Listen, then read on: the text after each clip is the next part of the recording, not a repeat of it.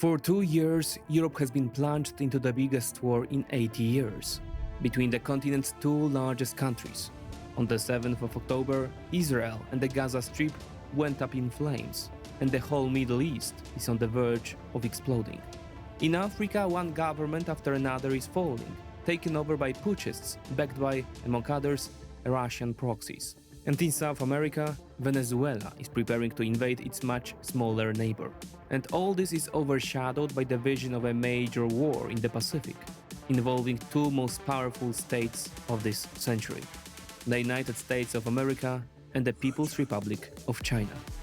How, after a dozen years, did we go from a relatively peaceful time, when the main problem was to find the straw hut where the leader of a certain terrorist group was hiding, to a situation of international chaos, with several peripheral wars, and the real prospect of a world war? Hey, what's up, fellow preppers? I'm Kelly. Welcome back to the channel Patriot Prepper, the channel where we stay ready for anything. Today we're diving into a topic that's been on everybody's mind lately, World War III. With tensions rising across the globe, it's not a matter of if, but when. And let me tell you, being prepared is no longer an option today. Today, I'm going to break down why every prepper should be on high alert and what you can do right now to protect your family, yourself. Buckle up because it's going to get intense. But first, check out my shirt that my wife made me. Let me get where y'all can see this.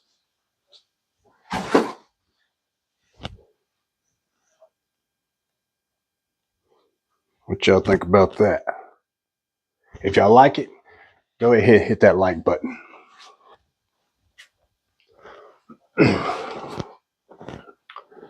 All right, so let's go ahead and talk about the elephant in the room, globe instability. As we speak, there are multiple flashpoints around the world, each one with the potential to spark a global conflict. So first we have Russia and Ukraine, the war that started in 2022. Not only devastated the region, but also dragged NATO into an increasingly tense standoff with Russia. With countless threats and nuclear escalation from both sides, it is clear this conflict isn't cooling down anytime soon.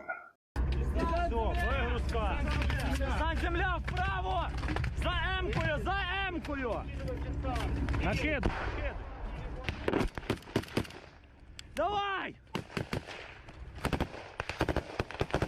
Давай, пішов!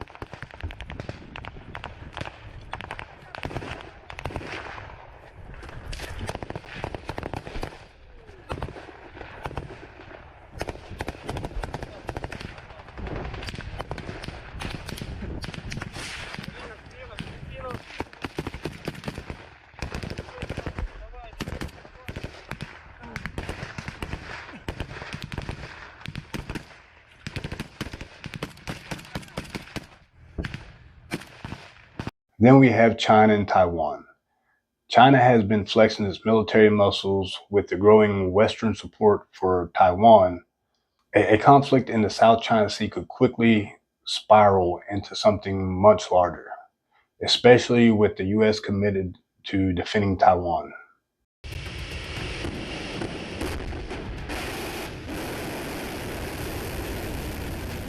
It seems there's praise all round in North Korea after its latest test of an intercontinental ballistic missile.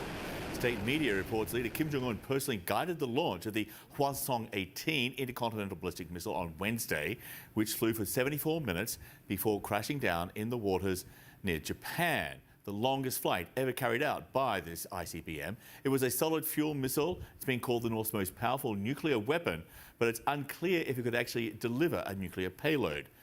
A menacing milestone for North Korea's missile program. Pyongyang's latest ICBM launch breaking its own record for the longest ever missile flight. A staggering 74 minutes, hurtling high above the Earth at supersonic speed, hitting 6,000 kilometers before splashing down in the sea. Kim Jong-un's regime continues to test nuclear weapons, ballistic missiles, threatening not only its neighbors, but the world. A single miscalculation here could set off a chain reaction. And then there's finally Iran.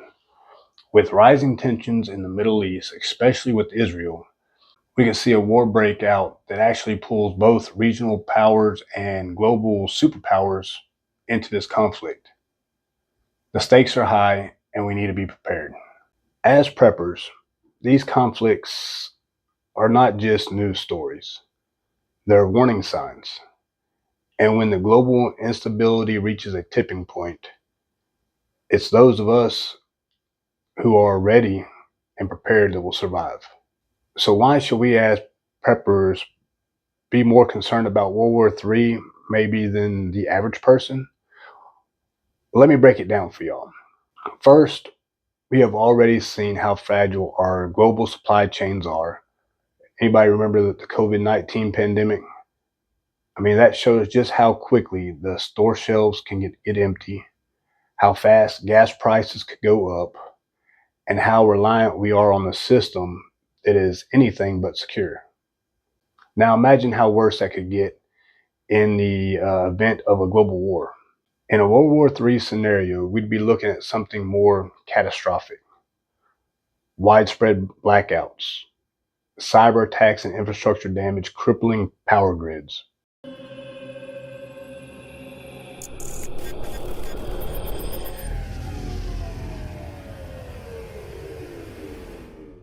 Massive food shortages as global trade grinds to a halt, and then civil unrest as desperate people do whatever it takes to survive. But we're not just talking about being ready for a bad storm. We're talking about total societal collapse. And that's where us preppers come in, right? We don't panic, we prepare. If you got the right supplies, knowledge, and mindset, you could outlast the chaos. Now, I'm not saying it's going to be easy, but if you follow me on some key principles, you'll be a lot better than most people. Let's talk about some steps that we can do right now to get ready. So step one, food and water. In a wartime scenario, grocery stores will be wiped out within days. You need to have at least 6 months worth of food secured. Focus on long-term survival foods like rice, beans, canned meat, freeze-dried, and then don't forget the water. You know, if you live in an urban area, water supplies can become contaminated in a matter of hours. Invest in a water filtration system like the Berkey, Sawyer Mini, Life Straw, and then also you can store water barrels or jugs of water at your home. Step two would be power. You need a backup power source, whether it's a solar generator, wind power, or gas generator.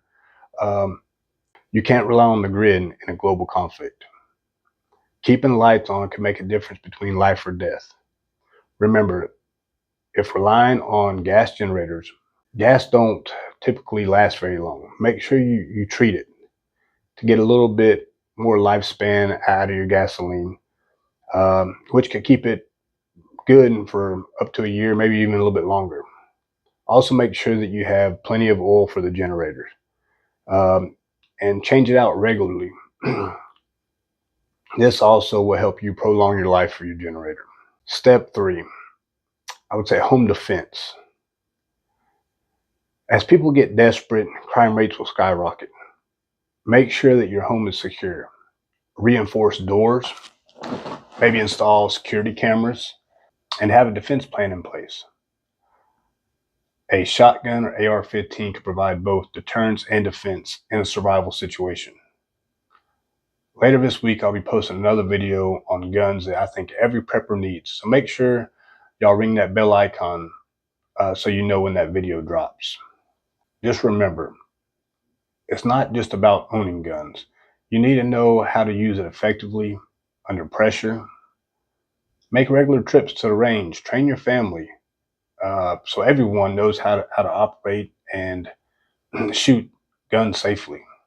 Now let's talk about one of the most feared weapons in a World War III scenario, a EMP, or electromagnetic pulse. A EMP can knock out the entire power grid and even fry electronic devices within its range. That means no electricity, no communication, no cars, nothing. Think about what this means. No way to contact loved ones, no way to pump gas, no way to get critical information. This is why you need to have EM-proof gear, like a Faraday cage to store electronics. Consider keeping backup radios, solar chargers, flashlights in a EMP-proof container. So I'll be honest with you, no one really knows what will be damaged in the EMP, as there are speculations and there has been testing done, but not on a large scale. So it would be wise to store spare electronic gear in a Faraday cage or Faraday box. This could be easily done with a ammo box with a few modifications, and it will save your electronics. I'll be doing a video on this coming up soon. It's very cheap, easy to build, and it works.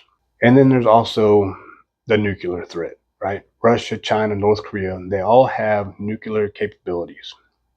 And it's not just a scare tactic anymore. The possibility of a nuclear strike is real. If you've been watching the news for the last year, you know nuclear war or nuclear strikes have been mentioned many times, and it's been increasing these last few months. It's getting more mainstream. That should scare us. To prepare for this, you need a couple key items. One, radiation detector, or like a Geiger counter. Potassium iodide tablets. This helps protect your thyroid. And then also an evacuation plan. Know where the nearest fallout shelters are in your area, if y'all have any. Make sure you have a bug out locations far enough away from major cities or military installations. So bugging in versus bugging out. In any survival situation, one of the most biggest decisions you will make is whether to bug in or bug out. In a World War III scenario, the decision becomes even more critical. If you live in a city or near a military target or installation, bugging out might be your best option. Keep a fully stocked bug out bag ready to go at all times. This means food, water, first aid, clothing, and a means of self-defense. But remember, bugging out should be your last resort. Bugging in, staying at your home can be safer if you're well prepared. Reinforce your home, stock up on supplies, create a community with like-minded people, preppers, right? Strength in numbers is key. So we don't know exactly what the future holds, but one thing is for sure. The threat of World War III is real, and it's closer than we think. As preppers, we need to stay vigilant, stay informed, and stay ready. Take actions now, because when the world goes dark, those who prepared will be the ones who survive. Thank you for watching. And if you haven't already, hit that subscribe button and ring that bell icon so you don't miss any of my future videos. Go ahead and hit that now. Also remember, if I missed anything during this video, which I'm pretty sure I have, post them in the comments for me. And remember, those who prepare today survive tomorrow. Thanks again. Patriot Prepper out.